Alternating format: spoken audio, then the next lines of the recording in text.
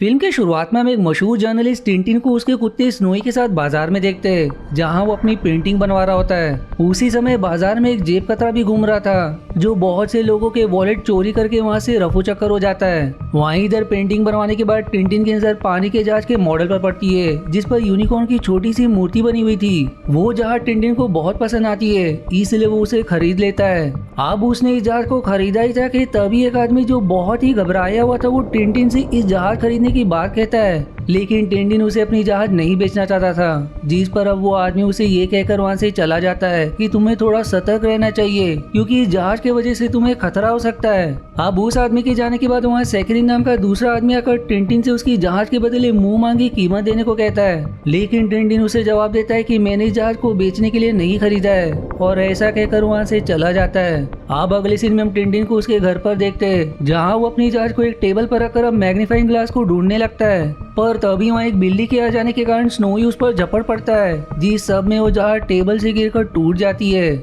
इस पर अब टिंटिन जैसे उस जहाज को उठाता है तो उसमें से एक पतली सी मॉडल रॉड निकलकर टेबल के नीचे चली जाती है, जिससे स्नोई देख लेता है। लेकिन टिंटिन की नजर उस मेटल रॉड पर नहीं पड़ती, क्योंकि उसका पूरा ध्यान अपनी टूटी हुई जहाज पर था।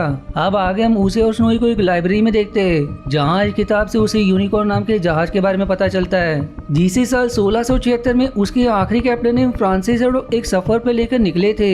लेकिन वो अपनी मंजिल तक नहीं पहुंच पाए, क्योंकि बीच समुद्र में ही कुछ पायरेट्स ने उन पर हमला कर दिया था, जिसमें फ्रांसिस को छोड़कर सभी लोग मारे गए। वहीं लोगों का मानना है कि फ्रांसिस उस जहाज पर बहुत सारा खजाना लेकर जा रहे थे, पर असल में वहाँ क्या हुआ इस बात की सटीक जानकारी किसी को भी नहीं है। जबकि फ्रांसिस ने अपने आखिरी समय में बताया था कि एक सच्चा हेडॉक इस रहस्य से पर्दा उठा पाएगा कि आखिर यूनिकॉर्न के साथ क्या हुआ। फिर लाइब्रेरी से वापस आने के बाद टिंटिन देखता है कि उसकी जहाज चोरी हो चुकी है, जो देखकर वो समझ जाता है कि ये काम सैकरिन का ही है, क्योंकि सिर्फ वही ऐसा शख्स है जिसने टिंटिन को उस जहाज के बदले मुंह मांगी कीमत देने की बात की थी, जिसका साफ मतलब है कि वो इस जहाज को हर हाल में पाना चाहता है, और शायद इसीलिए उसने टिंटिन के घर से उस जहाज को चोरी कर लिया।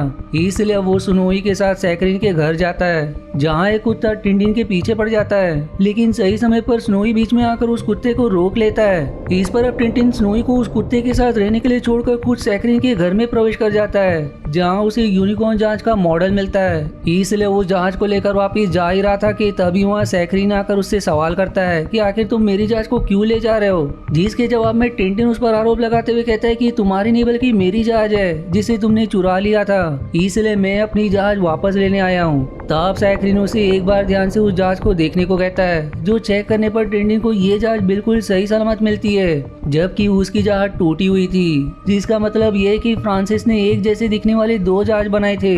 और उन्होंने ऐसा क्यों किया और आखिर उसकी जहाज को किसने चुराया। वो ये बात सोच ही रहा था कि तभी सैकरिन उसे घर से बाहर जाने को कहता है। इसलिए अब टिंटिन वापस अपने घर लौट आता है, जहाँ इस बार उसके घर का सारा सामान बिखरा हुआ था, जो देखकर ऐसा लग रहा था मानो किसी ने उसके घर की तलाशी ली हो। वहीं अब स्नोई टिंटिन के टेबल के नीचे कुछ देखने की कोशिश करने लगता है, जिससे टिंटिन को उस टेबल के नीचे वो पतली मेटल रॉड मिल ही जाती है, जिसके अंदर कागज का एक टुकड़ा रखा हुआ था, जो देखकर टिंटिन समझ जाता है कि जिन्होंने उसकी जहाज चुराई उन्हें जहाज की नहीं बल्कि इस कागज के टुकड़े की जरूरत थी, जिसे वो अपने वॉलेट में रख लेता है। फिर कुछ ही देर में उसके दरवाजे पर वही आदमी आता है जिसने टिंटिन को बाजार में सतर्क रहने की चेतावनी दी थी। वो दरअसल टिंटिन को कुछ बात बताना चाह रहा था, लेकिन पीछे से कुछ गुंडे आकर उस आदमी को गोली से भून देते।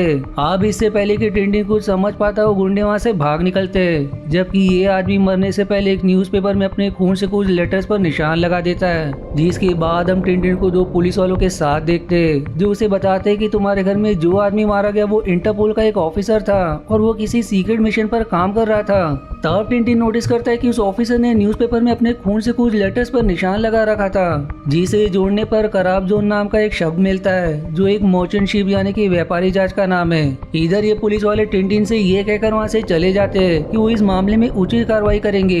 लेकिन आगे जाने पर वही जेब कतरा उन पुलिस वालों के वॉलेट चुराने की कोशिश करता है, जिस कारण पुलिस ऑफिसर उसके पीछे लग जाते हैं। अब ये अफरा तफरी देखकर टिंटिन भी अपने घर से बाहर निकल आता है, जहाँ रास्ते में वो जेब कतरा टिंटिन का वॉलेट चुरा कर वहाँ से भाग निकलता है और ये वही वॉलेट था जिसमें टिंटिन ने कागज के उस टुकड़े को रखा था जो उसे यूनिकॉर्न जहाज के मॉडल से मिला था। ऊपर से अब थोड़ी देर बाद कुछ लोग टिंटिन का अपहरण करके उसे एक शिप में ले जाते हैं जिनके पीछे स्नोई भी उस शिप तक पहुंच जाता है। इस शिप पर दो लोग टिंटिन की तलाशी ले रहे थे पर उन्हें उसके पास से वो कागज का टुकड़ा नहीं मिलता। तभी वहाँ सैकरीन आकर टिंटिन से उस कागज के टुकड़े के बारे में पूछता है, जहाँ हम देख पाते हैं कि उसके पास भी कागज का वैसा ही टुकड़ा है जैसा कि टिंटिन को उसकी जहाज से मिला था। अब इसके बाद वो उसे कैद करके वहाँ से चला जाता है, जबकि दूसरी तरफ स्नोई बड़ी चालाकी से टिंटिन के कमरे में आकर उसकी रस्सियों को खोल देता है। उधर सैकरीन अपने आदमियों को आदेश देता है कि वो कैसे भी करके टिंटिन से उस कागज के टुकड़े के बारे में पता करे। इसलिए अब उसके आदमी फिर से टिंटिन के कमरे में आते हैं जो अंदर से बंद होता है। दरअसल टिंटिन ने उस कमरे को बंद कर दिया था क्योंकि उसे थोड़ा समय चाहिए था ताकि वो खिड़की से निकलकर दूसरे कमरे में जा सके। पर अब सैकरीन के आदमी उस दरवाजे को एक धमाके से उड़ा देते हैं, लेकिन तब तक टिंटिन को इतना समय मिल चुका था कि वो स्नोई के साथ दूसरे कमरे में जा सके। अब वहाँ जाने पर उसे एक आदमी मिलता है जो टिंटिन को देखते उस पर हमला कर देता है क्योंकि उसे लग रहा था कि टिंटिन सैकरीन का आदमी है जो उसे मारने आया है। अब उसकी बातें सुनकर टिंटिन उसे समझाता है कि उसे भी सैकरीन के आदमियों ने अपहरण करके यहाँ ले आए हैं। फिर वो अपना नाम हैडॉक बताते हुए उसे कहता है कि वो शिप का कैप्टन है, लेकिन सैकरीन ने उसके क्रू को लालच देकर उसके खिलाफ भड़का दिया।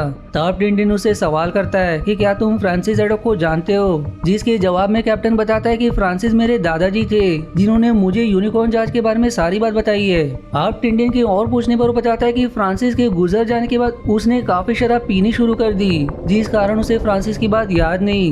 जिस पर अब टिंटिन आगे सवाल करता है कि उसके परिवार में कोई तो होगा जिसे यूनिकॉर्न के बारे में पता हो, पर हैडॉक जवाब देता है कि फ्रांसिस के 3 बेटे थे जिनमें से एक ही बेटे का वंश आगे बढ़ पाया जो कि मेरे पिता है। जो ये सुनकर टिंटिन समझ जाता है कि फ्रांसिस क्या बताना चाहते थे। दरअसल उसे जो कागज का टुकड़ा मिला था उसमें फ्रांसिस ने लिखा था कि जब 3 यूनिकॉर्न मिलेंगे तो खजाना मिलेगा, जिसका मतलब ये है कि फ्रांसिस ने एक जैसी दिखने वाली 3 जहाज बनाई थी और उन सभी में कागज के टुकड़े रखे हुए जिनकी मदद से खजाने तक पहुंचा जा सकता है। अब आगे टिंटिन को शिप के दूसरे कमरे में जाने पर यह पता चलता है कि यूनिकॉर्न जहाज का तीसरा मॉडल मोरक्को के सुल्तान के पास है जो बागार में रहते हैं, और वो लोग जिस शिप पर है वो भी मोरक्को के बागार शहर की तरफ ही जा रहा है, जिसका साफ मतलब है कि सैकरीन उस तीसरे मॉडल को भी पाना चाहता है। इसलिए अब टिंटिन रेडियो फ्रीक्वेंसी से पुलिस ऑफिसर्स को इस बात की खबर कर देता है, पर उसी समय वहाँ सैकरीन के आदमी आ जाते हैं जिस कारण वो हैडॉक और स्नोई के साथ एक नाव में बैठकर वहाँ से भाग निकलता है। अब अगले दिन टिंटिन जो अब भी समुद्र में ही था वो हैडॉक से बताता है कि सैकरीन बैगर की ओर जा रहा है, इसलिए हमें भी वहीं जाना होगा। फिर सीन शिफ्ट होकर दोनों पुलिस ऑफिसर्स की तरफ मुड़ती है जिन्होंने उस जेब कतरे को पकड़कर उसके पास से टिंटिन का वॉलेट बरामद कर लिया था, जबकि इस तरफ नाव में टिंटिन की आंख खुलने पर वो देखता है कि हैडॉक ने नशे की हालत में नाव में ही आग लगा दी है ताकि वो ठंड से बचा रह सके। वो लोग अब किसी तरह आग को बुझा देते हैं, लेकिन अब उनकी नाव चलने लायक नहीं थी, इसलिए अब वो लोग उसे उल्टा करके उसके ऊपर बैठ जाते हैं। पर तभी सैकरीन के आदमी एक सी प्लेन से उन पर हमला करते हैं, जिसके जवाब में टिंटिन भी अपनी बंदूक चलाता है, जिससे वो प्लेन कुछ देर के लिए बंद होकर वहीं पर लैंड हो जाता है। जो मौका देखकर टिंटिन अब सैकरीन के आदमियों को बंदूक की नोक पर बंदी बनाकर उस जहाज को खुद उड़ाने लगता है। टिंटिन अब उस सी प्लेन से बागर की तरफ जा रहा होता है, लेकिन रास्ते में एक तूफान फंस जाने के कारण उनका प्लेन एक रेगिस्तान में जाकर क्रैश हो जाता है। जिस रेगिस्तान में काफी देर भटकने के बाद अचानक से ही हैडॉक को उसके दादा फ्रांसिस की कहानी याद आती है, जहां उसे याद आता है कि जब हैडॉक अपनी यूनिकॉर्न जहाज को लेकर समुद्र से जा रहे थे तो उन पर पायरेट्स का हमला हुआ जिसमें उनके बहुत सारे साथी मारे गए, लेकिन वो तब भी बहादुर से दुश्मन के लोगों को मारने में लगे हुए थे। लेकिन इतने में उन्हें पायरेट्स का लीडर नजर आया जो आग के बीच से होते हुए उनकी तरफ बढ़ रहा था। जो इतना बताकर हैडॉक चुप हो जाता है क्योंकि उसको आगे की बात याद ही नहीं आ रही थी। अब इससे पहले कि टिंटिन उसे दिमाग पर जोर डालने को कहता वो प्यास के कारण बेहोश हो जाता है, जिसके कुछ देर बाद टिंटिन भी इस तेज धूप और प्यास के कारण बेहोश हो जाता है। फिर रात में कुछ सोल्जर्स उन्हें रेस्क्यू करके अपने कैंप पे ले जाते हैं, जहां हैडॉक को सारी बात याद आ चुकी थी। वो टिंटिन से आगे शेयर करता है कि पायरेट्स की लीडर का नाम रेड रैकम था, जिसने फ्रांसिस के जहाज पर इसलिए हमला किया क्योंकि उनके जहाज पर 400 किलो सोना था। रेड रैकम फ्रांसिस को हराने के बाद उनके खजाने पर कब्जा कर लेता है, लेकिन फ्रांसिस भी इतनी आसानी से हार मानने वालों में से नहीं थे। इसलिए जब रात के समय रेड रैकम और उसके साथी सो रहे थे तो फ्रांसिस अपनी टोपी पर लगे चाकू की मदद से अपने हाथ की रस्सियां खोलकर पूरे यूनिकॉर्न जहाज पर बारूद बिछाकर उसमें आग लगा देते, जिससे वो जहाज के परखच्चे उड़ जाते।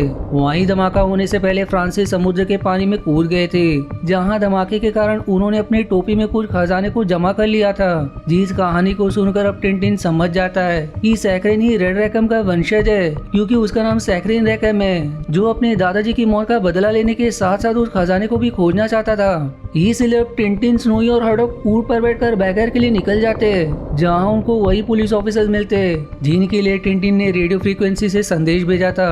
उसमें से एक ऑफिसर टिंटिन को उसका वॉलेट लौटा देता है, जिसमें वो कागज का टुकड़ा सही सलामत रखा हुआ मिलता है। तभी टिंटिन की नजर एक बड़े से बैनर पर पड़ती है, जिसमें एक महिला सुल्तान के महल में गाना गाने वाली थी। दरअसल इस महिला को वहां लाने की योजना सैकरिन ने ही की थी, क्योंकि सुल्तान ने तीसरे यूनिकॉर्न के मॉडल को एक बुलेट प्रूफ ग्लास के अंदर रखा था, और क्योंकि उस महिला सिंगर की आवाज बहुत हाई पिच तक जा सकती थी, इसलिए उसकी परफॉर्मेंस के दौरान वो बुलेट प्रूफ ग्लास टूट जाता, जो टूटने पर सैकरिन अपने ईगल को जहाज की तरह भेजता ताकि वो उसके अंदर से कागज का टुकड़ा ला सके, जिस पर ईगल ऐसा ही करता है, जो देखकर अब टिंटिन और हैडॉक उसके साथियों से लड़ते हुए उसका पीछा करने लगते, जहां हम काफी सारे एक्शंस देखते।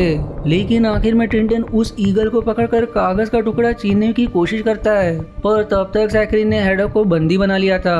वो अब उनके हाथ पैर बांधकर उन्हें गहरे पानी में फेंक देता है, ताकि टिंटिन को उन्हें बचाने के लिए ईगल को छोड़ना पड़े, और होता भी ऐसा ही है। इधर टिंटिन ने हैडॉक और स्नोई को बचा तो लिया था, लेकिन सैकरिन वहां से भागने में सफल हो गया था।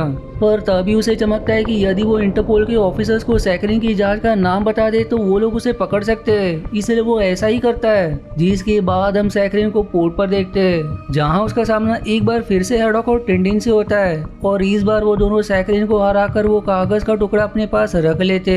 अब उनके पास कागज के 3 टुकड़े थे, जिन्हें साथ रखने पर उन्हें किसी लोकेशन का पता चलता है। दरअसल ये वही लोकेशन थी जहाँ फ्रांसिस ने खजाना छुपा रखा था। तब हैडॉक और टिंटिन उस लोकेशन पर पहुंचते, जो फ्रांसिस का पुराना घर ही होता है, जो दीवार के पीछे छिपा हुआ था। उस कमरे में उन दोनों को एक ग्लोब नजर आता है, जहां फ्रांसिस के द्वारा लिखे गए कागज के टुकड़ों को पढ़कर टिंटिन बताता है कि इस ग्लोब में एक एक्स्ट्रा टापू बना हुआ है, जो दरअसल एक बटन है, जिस पर हैडॉक अब उस एक्स्ट्रा टापू को ढूंढकर उस बटन को दबा देता है, और अब ऐसा करते ही वो ग्लोब खुलता है, जिसके अंदर फ्रांसिस की टोपी में भर के खजाना रखा हुआ था। वो खजाना पाकर हैडॉक बहुत खुश होता है, जबकि टिंटिन को उस ग्लोब में से एक और क्लू मिलता है, जिसमें समुद्र की वही लोकेशन बताई गई थी जहां उनका यूनिकॉर्न शिप डूबा था, जिसका ये मतलब है कि यदि वो लोग उस लोकेशन तक जा पहुंचते तो उन्हें समुद्र के अंदर से 400 किलो सोना मिल जाएगा। जिसी हैप्पी एंडिंग के साथ ये एडवेंचरस मूवी यहीं समाप्त हो जाती है। पर इसके एंडिंग से हम समझ पाते हैं कि इसके आगे और भी पार्ट्स बनने वाले हैं, जो अभी तक रिलीज नहीं हुए, जो जैसे ही रिलीज होंगे मैं उन्हें जल्द से जल्द एक्सप्लेन कर दूंगा। वहीं अगर आपको दोस्तों मेरी मेहनत जरा भी पसंद आती तो मेरे वीडियो को लाइक करना ना भूलेगा, और चैनल को सब्सक्राइब करके मेरा मनोबल जरूर बढ़ाए। मिलते अगले एंटरटेनिंग वीडियो पर, तब तक के लिए धन्यवाद दोस्तों। आशा है आपको मेरी एक्सप्लेनेशन पसंद आई। यदि हाँ तो प्लीज वीडियो को लाइक करना और चैनल को सब्सक्राइब करके सपोर्ट करना ना भूलें। मिलते हैं अगले एक्सप्लेनेशन वीडियो में, तब तक के लिए धन्यवाद दोस्तों।